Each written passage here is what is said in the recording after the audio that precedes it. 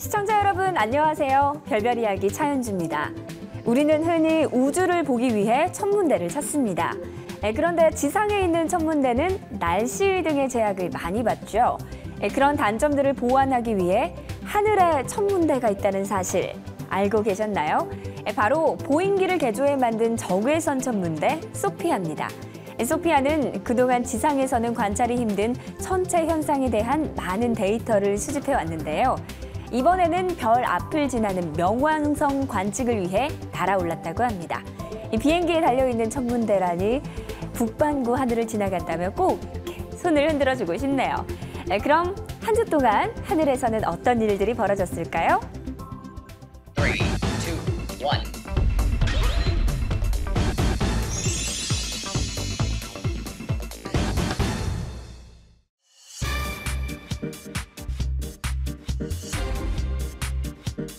붉은 행성 화성 상공을 비행할 첫 번째 비행기의 모습이 공개됐습니다. 프란틀이라는 모델로 나사의 암스트롱 비행연구센터에서 실험과 추가 개발이 진행 중입니다. 공기 역학적 구조로 만들어진 이 비행기는 2022년부터 2024년 사이 화성 착륙 로봇과 함께 큐브셋 컨테이너에 넣은 뒤 발사될 예정입니다. 오는 7월 14일 인류의 태양계 탐사 역사에 기억될 만한 날이 될 것으로 보입니다. 태양계 경계 탐사선 뉴 호라이즌 소호가 명왕성 근접 통과가 임박하면서 인류 역사상 가장 가까운 거리에서 태양계 최외곽 외소 행성을 직접 지켜볼 수 있기 때문입니다. 뉴 호라이즌 소호는 10년의 항해 끝에 명왕성과 12,500km 떨어진 최근접점을 통과할 예정입니다. 지난 6월 28일 미국 민간 우주개발업체 스페이스X의 무인 우주선 발사가 실패로 돌아갔습니다. 펠컨 로켓은 발사된 지 약 2분 20초 만에 폭발했고 로켓과 화물선 잔해들은 대서양으로 추락했습니다. 펠컨 9이 공중 폭파한 날, 러시아 우주인 겐나디 파달카는 인류 최장 우주 체류 기록을 경신하며 인류의 우주 개발사에서 두 가지 사건이 동시에 기록된 날이 됐습니다. 지난달 28일 민간 우주업체인 스페이스X의 무인 우주선이 발사 후 2분 20초 만에 폭발하는 사고가 일어났습니다. 국제우주정거장으로 화물을 싣고 발사된 우주선이었죠. 그리고 이날은 러시아 우주인이 우주 체류 기록을 경신한 날이기도 한다는데요. 어떤 이야기일까요? 오늘도 이 별별 이야기 마스터죠. 이태영 교수님과 함께 자세한 이야기 나눠보겠습니다. 네, 교수님 안녕하세요. 네, 안녕하십니까. 네, 이번에 실패한 우주선이 어떤 우주선인지 좀 설명해 주시죠. 예, 그 스페이스X라는 회사에서 만든 민간 우주선이죠. 네. 펠컨 9이라고 하는 로켓에 실려 올라가는 건데 로켓 자체가 발사되고 나서 한 2분 조금 지나고 나서 폭발한 겁니다. 네. 그러니까 원래 나사에서 국제우주정거장까지 이제 왕복하기 위해서 과거에는 우주 왕복선을 띄웠었잖아요. 네. 그것이 이제 우주 왕복선을 한번 띄우려면은 회당 우리나라 돈으로 1조 이상의 돈이 들어가요. 그렇죠. 엄청 비싼 돈이었기 때문에 그 예산을 감당하기 어렵게 되어가지고 민간에 위탁을 해버린 거예요. 그래서 이 우주정거장까지 날아갈 때 이제 그 스페이스X라는 회사하고 또 오비탈 사이언스라는 두 회사에다가 우주 택배 시스템. 그래서 그 중에 이제 이 스페이스X라는 회사에서는 펠컨 9이라는 로켓을 이용해서 드래곤이라는 우주선을 띄웁니다. 네. 갔다가 물건 내려놓고 또 가져오고 그런 왕복이거든요. 네. 그다음에 이제 그 오비탈 사이언스에서는 그 안타레스라는 로켓에다가 또 이제 시그너스라는 우주선을 갔다 오는 건데요. 이 안타깝게도 작년 10월 말에 이 오비탈 사이언스의 이 로켓이 폭발을 했어요. 네. 그래서 거기서 시그너스도 망가졌고요. 예. 그래서 결국은 민간 하나 남았었잖아요. 예. 이번에 역시 이것마저도 폭발한 거예요. 그래서 지금 참 걱정입니다. 이 우주정거장에 사람들은 물자를 보급받아야 되는데 네. 계속적으로 이렇게 실패가 일어나기 때문에 이러다가 정말 보급이 끊기면 어떻게 될까? 그럼 앞으로의 방법은 좀 어떤 게 근데 이제 있을까요? 아직도 여유가 많이 있어요. 그러니까 이거 러시아의 프로그레스호는 계속적으로 이제 이건 일회용이기 때문에 예. 그리고 이제 가장 안전한 거 소유주 우주선이 있거든요. 네. 역시 러시아 건데 이건 사람하고 같이 올리는 거거든요. 그래서 어차피 현재 우주정거장에 3분이 계십니다. 이제 지난 6월 달에 3명이 내려왔기 때문에 조만간 3명이 또 이제 7월 한 20일 전후로 해가지고 이제 계획이 돼 있거든요. 네. 이때 또 이제 소유주 우주선에서 사람과 더불어서 물자 갖고 올라가면 되는 거고, 과거에 정확하게 이제 우주 정거장까지 왔다 갔다 하는 것이 미국의 2개, 러시아의 그러니까 프로그레스하고 소유주 우주선, 네. 그다음에 일본의 HTB 5개인데 이미 이 중에서 왕복이 가능한 게 이제 그 미국의 2개가 지금 망가져 버린 거잖아요. 그렇지만 그렇죠. 아직도 반 이상은 남아 있습니다. 그런데 반면에 우주 체류 기간 신기록을 기록했다라고 하는데 그럼 네네. 기존의 신기록이 어느 정도였나요? 기존에 이제 6번 정도 이제 우주 정거장 왔다 갔다 하면서 803일 정도를 이제 있었던 분이 계셨어요. 네. 근데 세르게이라는 분이 계셨었는데 이번에는 이제 803일을 넘어선 거죠. 물론 이제 이분도 1990년대에 미르부터 왔다 갔다 했기 때문에 무려 5번이나 이제 우주 정거장에 가면서 803일을 넘어선 네. 그날이 이제 804일째입니다. 근데 이제 이분은 계속 위에 있으니까 다시 올 때까지 시간이 더 있을 거 아니에요. 그렇죠. 그래서 이번 미션이 끝날 때까지 하면 한 880일 정도. 대단하네요. 네, 근데 이제 물론 단일 기록은 아니에요. 예. 그러니까 한 번 올라가서 880일이면 도저히 못 있죠. 거의 3년 정도 되는 걸 못 있으니까. 네네. 근데 이제 이거는 이제 매번 올라갈 때마다 한 5달 정도씩 해가지고 5차례에 걸쳐가지고 이렇게 있는 겁니다. 그래서 이제 과거에 이제 1990년대에 미르가 있을 때는 그때 이제 한 번 올라가서 한 437일 정도. 그게 가장 단일 횟수로서는 긴 체류 기간이었는데 네. 한 번 올라가서 1년 이상 있는 거잖아요. 근데 이렇게 오랫동안 우주에 있게 되면 결국 몸이 안 좋을 수밖에 없어요. 네. 우주에 일단 우주 정거장에 올라가면 중력을 못 느끼잖아요. 그러니까 사람이 서가지고 땅에서 잡아줘야 되는데 그렇죠. 런 게 중력을 못 느끼다 보니까 칼슘이 많이 빠져나가고 그다음에 몸에 근육이 힘을 못 받잖아요. 그렇죠. 근육이 약해지고 그리고 우리가 잘 알지 못하는 우주병들이 꽤 있을 겁니다. 그래서 네. 정상적인 상태가 아니기 때문에 그래서 기록 세우는 건 좋지만 저분이 참 건강에 좀 이상이 없이 오래오래 사셨으면 좋겠습니다. 네, 맞습니다. 얼른 또 기술이 발전해서 우주에 체류하는 최장 기간도 그리고 우주를 오가는 우주 왕복선도 이제는 폭발 없이 새로운 진보를 해나갔으면 좋겠네요.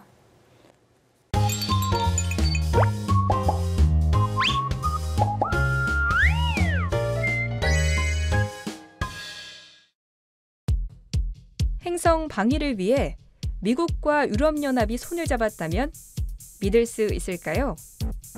이런 만화 같은 일이 실제로 벌어졌습니다. 미국 항공우주국 나사와 유럽 항공우주기구 에사가 지구 충돌 시 막대한 피해를 줄 것으로 예상되는 소행성이나 해성을 발견했을 때 그 궤도를 변경시키기 위한 목표와 방법을 연구하고 있는데요. 이번에는 소규모 충돌을 이용해 궤도를 바꾸는 방식입니다. 마치 당구공이 다른 당구공을 충돌시키는 것과 같아 보이죠? 이 방법을 실행에 옮기기 위해 앞으로 어떤 절차들을 거쳐야 할까요? 그 확률은 높지 않지만 그게 현실이 됐을 때 인류에게 가장 치명적인 피해를 줄 수 있는 사건이 있다면 그건 바로 소행성의 지구 충돌일 겁니다. 이러한 위협에 대처하기 위해서 우주 개발의 대표 기구인 미국 항공우주국과 유럽 우주국이 나섰습니다. 이 두 기구는 공동으로 지구에 피해를 줄 수 있는 소행성이나 해성에 대처하는 구체적인 계획을 공개했다고 하는데요. 네, 교수님, 이게 어떤 계획인가요? 예, 그래서 결국은 소행성이 지구와 충돌할 위험성은 과거에도 있었고 네. 앞으로도 있을 거고 물론 6,500만 년 전에 공룡이 멸망했던 것도 소행성이나 해성의 충돌이라고 얘기하고 있고 그래서 지난 6월 30일이 국제 소행성의 날이었어요. 20세기 때는 1908년 6월 30일 날 이 한 40m 이상 급의 소행성이 폭발하면서 이 시베리아 퉁구스 지역이 2,000평방킬로미터가 완전히 다 초토화를 했었다 그래요. 그랬군요. 근데 거기 사람이 안 사는 곳이었기 때문에 많이 알려지지 않았지만 네. 서울보다 훨씬 큰 그런 지역이 다 초토화되는 거예요. 예. 그래서 이 지난 6월 30일 날 이 국제 소행성의 날로 선포하면서 전 세계적으로 소행성을 빨리 발견하자. 최소한 40m급 이상이 우주에 100만 개 이상 있지 않겠느냐. 네. 근데 우리가 그중에 한 1%밖에 모르고 있다. 네. 빨리 찾는 게 첫째 중요하고 두 번째는 찾은 다음에 이것이 이제 지구와 충돌할 가능성이 있다면 막아야 되는 거잖아요. 그래서 네. 이번 발표한 건 뭐냐면 미국 항공우주국인 나사와 네. 유럽 우주국인 에사가 공동으로 소행성의 궤도를 바꾸는 걸 같이 하겠다. 그럼 소행성의 궤도를 어떤 식으로 예, 바꾸는 그래서 건가요? 그러니까 일단 지구에 근접하는 소행성들을 바꿔야 되는데 대부분이 화성과 목성 사이에 있는데 지구 근처에서 왔다 갔다 하는 것 중에서 이제 좀 주로 안쪽에 있는 것들을 아덴족이라고 하고 조금 지구 바깥쪽으로 많이 있는 것들을 아폴로족이라고 하고 좀 더 멀리 있는 것을 아모르족이라고 하는 이렇게 종류가 있어요.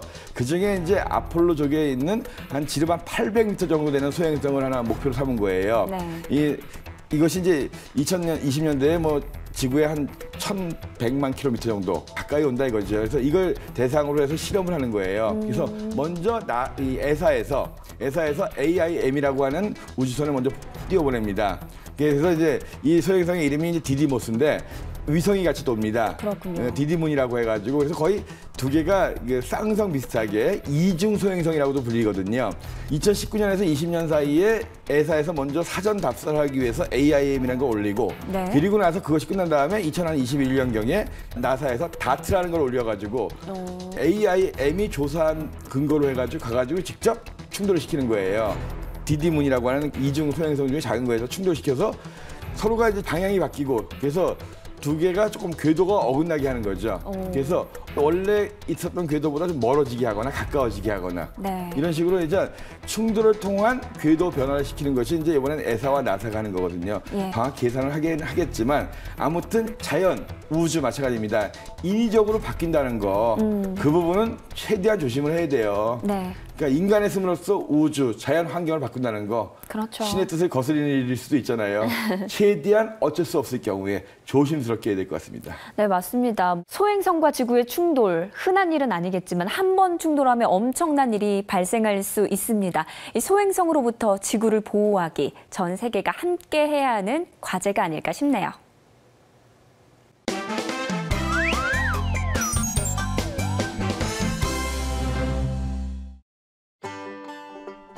도심 속에서 만날 수 있는 별과 낭만의 놀이터, 대전시민천문대. 과학의 도시 대전. 대전에서 나들이로 갈 만한 곳은 어디가 있을까요? 국내 첨단 과학의 메카로 불리는 대덕연구단지 안에 있어 쉽게 찾아갈 수 있는 대전 시민천문대가 있습니다. 시민천문대는 천문학자들이 연구를 목적으로 사용하는 천문대와는 달리 일반인이 자유롭게 별을 볼 수 있는 곳을 말하는데요. 대전시민천문대는 2001년 5월 3일 지방자치단체 최초로 시민천문대로 개관했습니다. 연간 10만 명이 넘게 방문하는 대전시민천문대는 어떤 시설을 갖추고 있을까요? 8m 원형돔으로 이루어진 주 관측실에는 구경 254mm 아포크로매틱 굴절 망원경이 설치되어 있습니다. 낮에는 특수한 필터를 이용해 태양의 홍염을 관측할 수 있고 밤에는 성운과 성단, 은하와 행성, 달 등을 볼 수 있습니다. 보조 관측실에는 다양한 종류의 망원경을 이용해 천체를 관측할 수 있습니다. 굴절 망원경, 뉴턴식 반사 망원경, 슈미트 카세그레인 반사 굴절 망원경, 대구경 쌍안경 등이 설치되어 있어 망원경의 특징에 따라 대상을 비교하여 관측할 수 있습니다. 최대 90명이 관람할 수 있는 천체 투영실에는 지름 9.5m의 돔형 스크린에 별을 투영하여 날씨에 관계없이 환상적인 밤하늘 여행을 경험할 수 있습니다. 천문대에서 단순히 하늘만 보는 것이 아니라 문화와 예술도 체험할 수 있다면 믿을 수 있을까요? 지역의 명물이 되어버린 대전시민천문대만의 특별한 행사. 별빛 속의 시와 음악이라는 주제로 매주 진행되는 별음악회와 시낭송회입니다. 하늘에 천체를 투영해 암흑과 같은 투영관에 별을 보여주고 수준 있는 음악가들의 무료 공연으로 별을 보면서 음악과 함께 별자리 여행을 떠날 수 있습니다. 또 별과 함께 살아 숨쉬는 천문대 안의 갤러리, 아스트로 갤러리는 별을 주제로 한 미술작품 및 자연과 사계절 등의 다양하고 멋진 작품을 전시하고 있습니다. 예술가들에게는 전시 공간을 무상으로 대여해주고 활발한 예술 활동과 영감을 심어주는 역할도 하고 있는데요. 이번 주 과학과 문화, 예술을 동시에 체험할 수 있는 대전시민천문대로 떠나보는 건 어떨까요?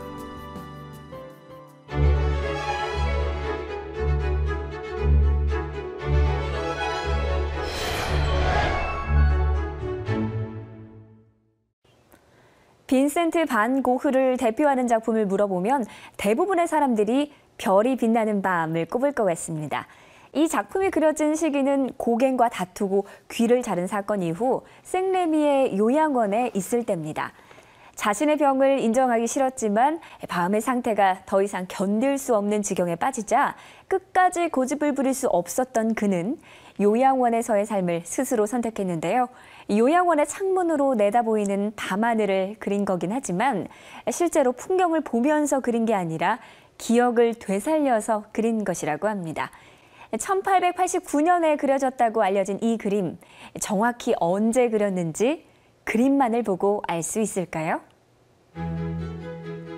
네, 사실 정확한 날짜 잡기 좀 어려워요. 다만 우리가 천문학적으로 알 수 있는 것은 그림 속에 있는 달의 모양과 별의 모양이에요. 달의 모양을 보면 왼쪽으로 가늘게 기울어져 있습니다.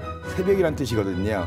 그리고 그 옆에 나무 옆에 아주 굉장히 밝은 별이 하나 보입니다. 이것이 아마 금성일 거라고 생각이 되거든요. 이 왼쪽으로 가느다란 금음달이 보이는 때는 여름의 새벽이에요. 이 여름에 그린 그림이기 때문에 새벽녘에 이렇게 금성이 가까이 있을 때가 언제일 것일까? 추론해 보니까 1989년에 이제 여름 시간이 나오는 거거든요. 대략 한 새벽 한 서너 시경에 그린 그림이다.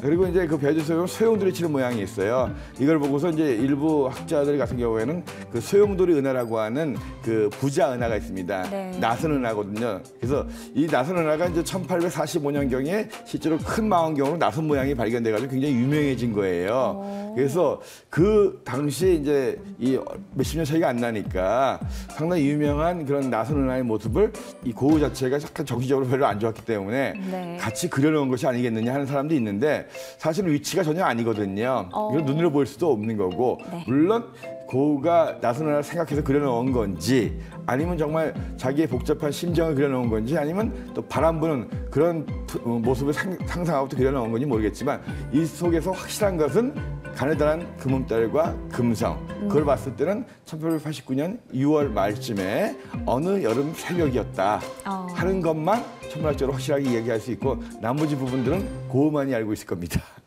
고흐의 별이 빛나는 밤. 이 그림은 6월 하순, 어느 초여름 밤의 새벽에 그려진 것으로 추측됩니다.